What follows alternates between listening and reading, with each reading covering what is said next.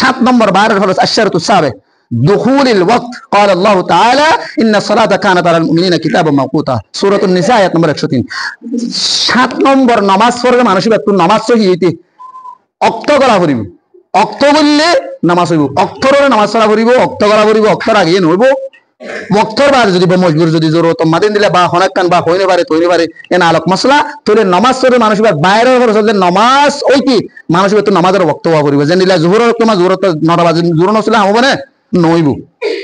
যেন নাকি কোরআন তাআলা বয়ান করছে আল্লাহ তাআলা মুমিন ইমানদারের নামাজ পড়ে যদি ওয়াক্তর টাইমের ওর মধ্যে বে টাইম নামাজ নসলিও যেন নাকি সূরা আন-নিসা 103 নম্বর আছে সূরা বনী ইসরাইল 78 নম্বর আয়াত মধ্যে ইন হাজম মাশাআল্লাহ ভাই হাই আর তো কোন রে গুড়া নামাজের টাইম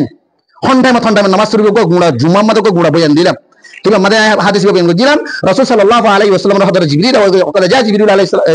সালাম ইলা নবী সাল্লাল্লাহু আলাইহি ওয়াসাল্লাম জিবরিল রাসূলুল্লাহ সাইরে নামাজের তালিম দিয়ে ওয়া আম্মাহু বিসসালাতি ওয়া সাল্লা বিহি ফিল আউয়ালিল ওয়াক্ত রাসূল সাল্লাল্লাহু আলাইহি ওয়াসাল্লাম সাইরে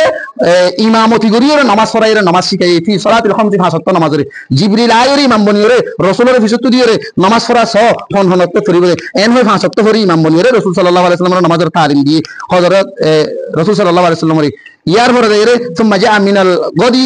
दूसरा दिन आबार আসে আয়ের ওয়াম্মাহু ওয়া সাল্লা ফি আখিরিল ওয়াক্ত ইয়ার ওয়া আয়ের দাসে दूसरा दिन আয়ের হযরত জিবরিল নামাজের ইমামতি করিয়ে রাসূলের নামাজের তালিম দিয়ে আখিরি ওয়াক্ত মধ্যে হাদা ওয়াক্তুল আম্বিয়া মিন ক্বাবলিক আল ওয়াক্তু ফিমা বাইনা হাযাইনিল ওয়াক্তাইন আবু দাউদ 393 নম্বর হাদিস তিরমিজি 140 নম্বর হাদিস রাসূল সাল্লাল্লাহু আলাইহি ওয়াসাল্লামের নামাজ পড়াইলে ফলে দিন আয়ের শুরু ওয়াক্ত মধ্যে পড়াইয়ে বেলিল জোহর নামাজ পড়াইয়ে বেলির ডাঙর শেষে যায় আসর নামাজ পড়াইয়ে অনারা হইলাম তোলে ইল্লে করিয়ে 5 ওয়াক্ত নামাজ হইলা ওয়াক্ত মধ্যে পড়াই যায় दूसरा दिन আয়ের আখিরি ওয়াক্ত মধ্যে পড়াইয়ে জোহর নামাজের বেলিরি ফরা হতে বেলিরি না পড়ে সারা ডাঙর বাদ ডাঙর শেষে যায় জোহর নামাজ পড়ি ইল্লা করে এর তবে ইয়ার পরে জোহর নামাজের ফজিরে ইয়ার পরে আসর নামাজের শেষ ওয়াক্ত মধ্যে পড়ি ইল্লা করে ফরিয়ের 5 ওয়াক্ত নামাজ পড়ি দাহাইয়ের হদে এই নামাজ পড়ি দাহাইরিয়া হদে শুরু দা আখিরি হদে দুনিয়া টাইম ইনর মাঝে হদে নামাজের আদা করা করিব হদে আদা করা তোমার আগে যদি নবী আসির ইনর নামাজের টাইম আসিল হদেন দিল্লা